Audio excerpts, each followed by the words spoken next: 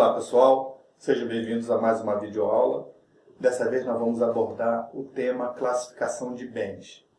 Vamos procurar dar um enfoque estritamente econômico, visto que as classificações jurídicas, legais, elas têm uma variação muito grande. Então vamos abordar apenas sobre a ótica econômica. Vamos ver como se classificam os bens em relação aos preços dos produtos, complementares, substitutos, em termos de variação de renda. Vamos dar uma abordagem geral a esse respeito. Espero que vocês gostem e tenham uma boa aula. Obrigado. Bem, reiniciando a nossa videoaula, vamos ver classificação de bens, mas numa ótica econômica. Bem é tudo que gera satisfação humana através de sua utilização ou consumo. Então, podemos classificar bens quanto à abundância. Bens livres são aqueles bens que existem em abundância na natureza, como ar, água do mar, luz solar. Ainda são tão abundantes que não têm preço para o consumo. Bens econômicos são bens que possuem uma precificação, isto é, eles têm um valor monetário, seja pela escassez desse bem ou pelo esforço humano em transformar esses bens em bens econômicos. Alguns exemplos de bens econômicos: bicicleta, petróleo. A classificação quanto à natureza física do bem, nós temos bem propriamente dito. É tudo que é tangível e que satisfaz a necessidade humana. Um automóvel é um bem tangível. Serviço também satisfaz a necessidade humana. É intangível, porém é perceptível a sua utilidade. Um exemplo: serviço de limpeza, serviço de educação, são intangíveis, ou seja, eles fazem parte do grupo de serviços. Quanto à função de um bem pode ser bem de consumo, que são bens materiais, aqueles bens tangíveis. Eles são classificados como duráveis, semiduráveis ou não duráveis. Exemplos de bens de consumo. Bens não duráveis são aqueles bens que são consumidos rapidamente. Exemplo, alimento in natura. Bens de consumo semidurável geralmente são bens do vestuário, aquele que nós usamos um número limitado de vezes. E os bens de consumo duráveis? Os bens de consumo duráveis, eles são utilizados repetidas vezes, não tem um limite para o consumo desses bens. Outros exemplos de bens de consumo, como óculos, motocicleta, calça. Bens de capital são bens utilizados para produzir outros bens e também servem na prestação de serviços. Exemplos de bens de capital: uma van para transporte de passageiro é uma van de prestação de serviço. Uma van para transporte de carga, ele está atendendo uma necessidade do transporte de bens. Um motor que serve para diversos tipos de uso na atividade industrial, na prestação de serviços. Uma prensa, também diversos tipos de serviços. Esses são bens de capital. Eles vão ser usados na prestação de serviço ou na produção de outros bens. E máquina de lavar. Ora, máquina de lavar, bem de consumo; máquina de lavar, bem de capital. O uso do bem é que vai dar a definição. Se nós compramos um bem para o uso próprio, para o uso na minha casa, ele é um bem de consumo durável, porque ele vai ser usado várias vezes. Não tem um número definido de vezes de uso. Já o bem de capital, se eu tiver uma lavanderia, esta máquina de lavar vai ser classificada como bem de capital. Por quê? Ela vai ser utilizada na prestação de serviço e isso a classifica como bem de capital. A classificação de um bem quanto ao processo produtivo, nós temos bens intermediários. São aqueles bens que não estão prontos para o consumo, ou seja, eles vão sofrer ainda um processo de transformação. Alguns exemplos: lingote de metal, cevada, soja. Esses são bens intermediários, porque eles ainda vão passar por um outro processo para chegar ao consumidor final. Já os bens finais são aqueles bens que se encontram prontos para consumo. Exemplos: cerveja, aquela cevada se transformou em cerveja, aquele lingote de metal se transformou num utensílio doméstico e aquela soja se transformou em óleo de soja. Esses já são bens finais, eles já estão prontos para o consumo.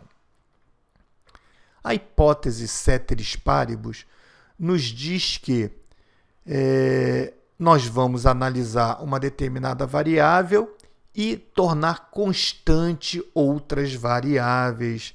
Por quê? Porque senão nós não conseguimos fazer a avaliação de qual o impacto que uma variável vai provocar numa outra que nós estejamos analisando. Não dá para nós fazermos isso tendo todas elas variando ao mesmo tempo. Então, nós vamos congelar algumas variáveis e vamos analisar somente uma. Então, agora classificando bens quanto à renda, ceteris paribus, por quê? Nós não vamos avaliar qual o impacto do preço do bem, o impacto da variação de outros preços de produtos concorrentes, de produtos substitutos, de produtos complementares, de moda e outras variáveis que impactam na demanda. Vamos analisar apenas o bem quanto à variação da renda. Bens normais são bens que a quantidade demandada varia diretamente com o nível de renda do consumidor. Claro, ceteris paribus. Então, o bem normal, ele varia no mesmo sentido da variação da renda e próximo da sua intensidade. Ele varia diretamente com a variação do nível de renda. Exemplo: a renda do cidadão se elevou, o consumo do bem se eleva. A renda diminui, o consumo do bem normal diminui. Esses bens que têm esse comportamento são classificados como bens normais. A expressão matemática para bens normais nos dá que a variação da quantidade demandada sobre a variação da renda vai nos dar um número positivo, porém não superior a 1, pois o bem é normal, ele varia de acordo com a variação da renda. Aumentei minha renda em 20%, eu vou aumentar o consumo do bem normal para mim em até 20%. Bens superiores são aqueles que a quantidade demandada varia mais que proporcionalmente à variação da renda do consumidor. Claro, ceteris paribus. Estamos analisando somente em relação à renda. Assim, uma variação positiva da renda nos dá uma variação positiva desse bem superior, mais que proporcionalmente. Isso nos diz que a expressão matemática para bens superiores nos dá uma relação maior que 1, ou seja, a variação da quantidade demandada do bem é maior do que a variação da renda do indivíduo.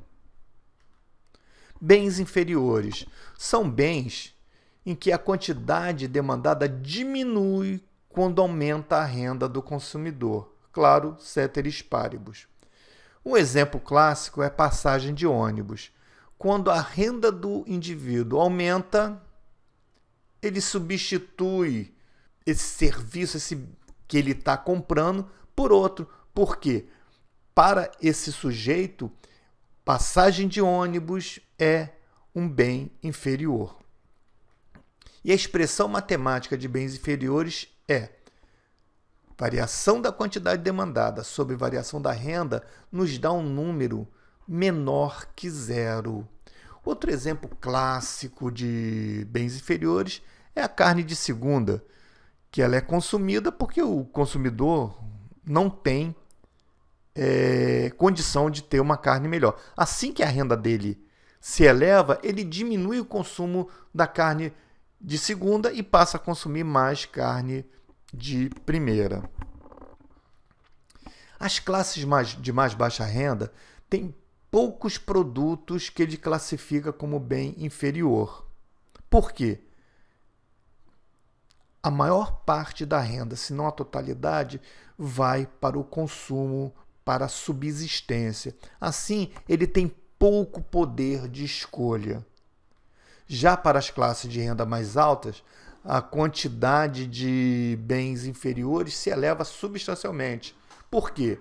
Essa classe já possui uma capacidade de escolha bem maior. Então, ele pode ter muitos bens inferiores.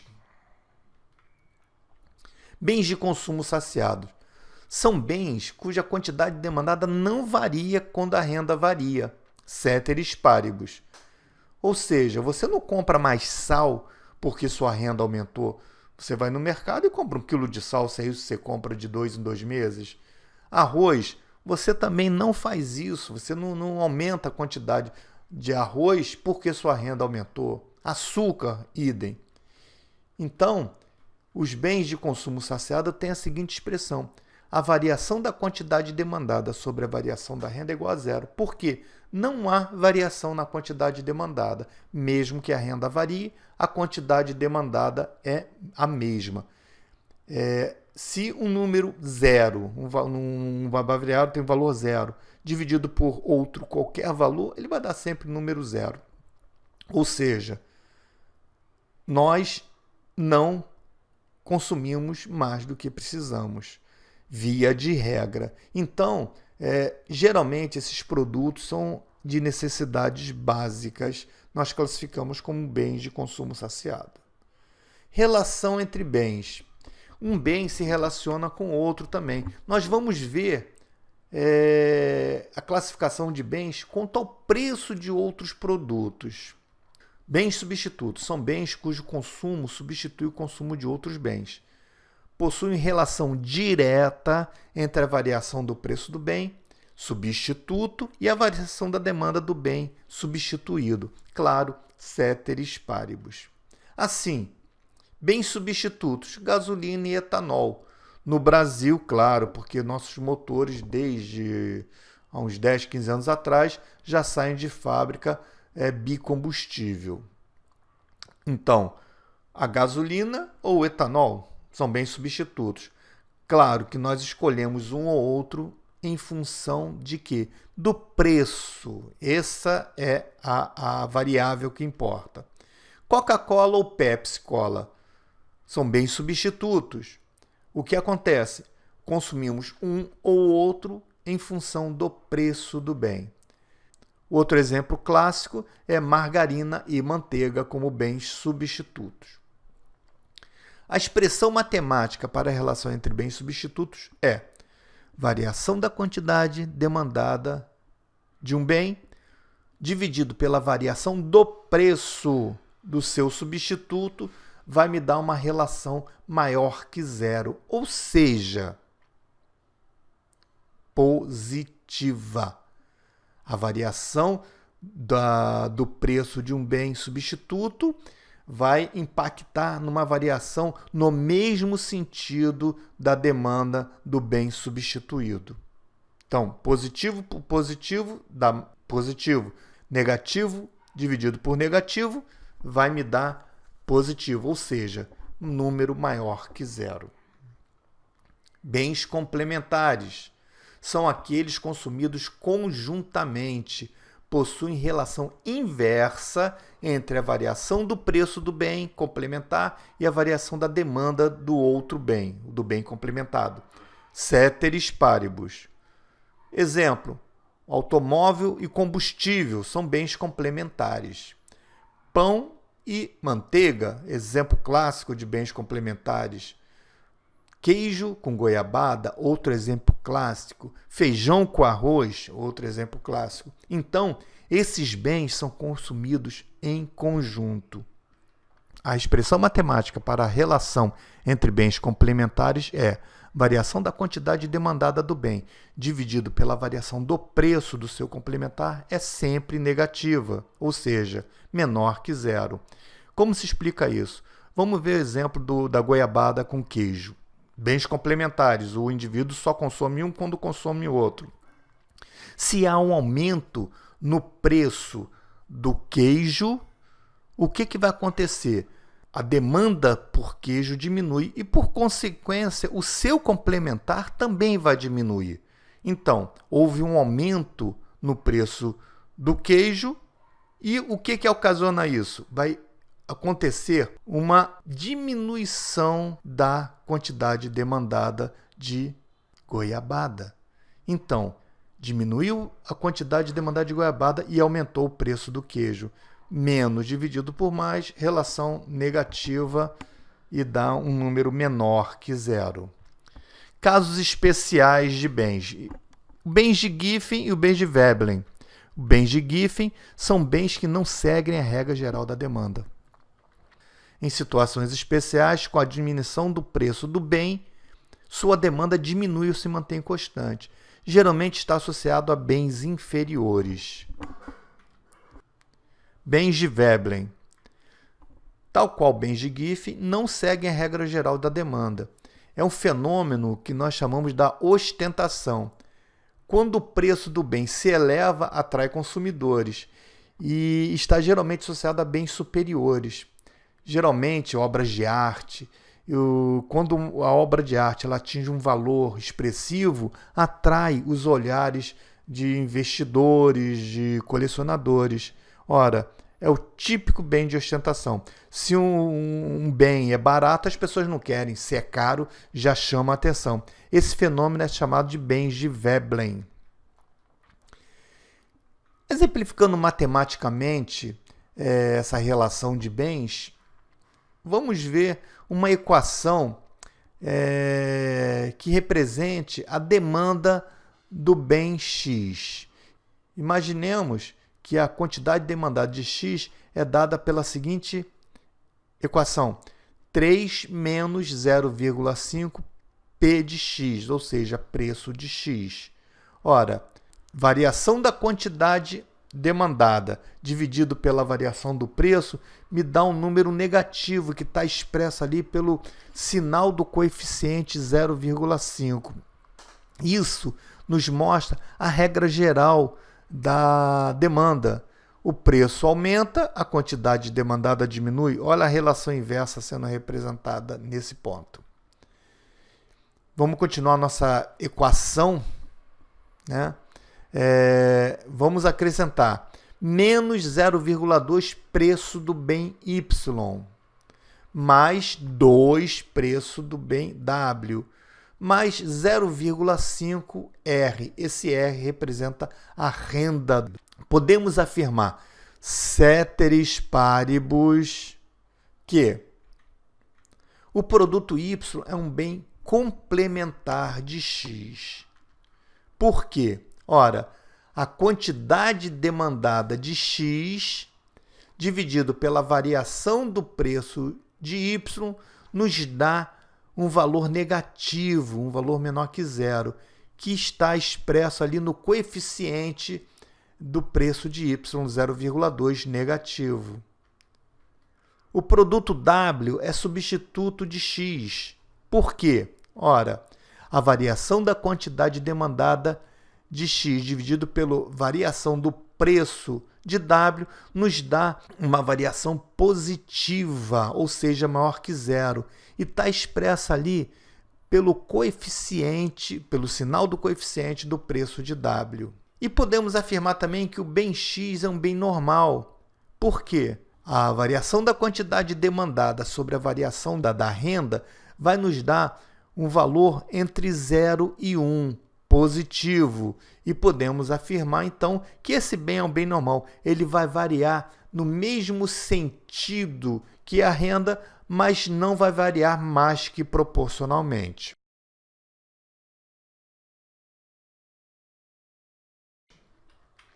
Bem, obrigado pela atenção. Espero que essa aula tenha ajudado vocês nesse entendimento de classificação de bens e até a próxima. Muito obrigado.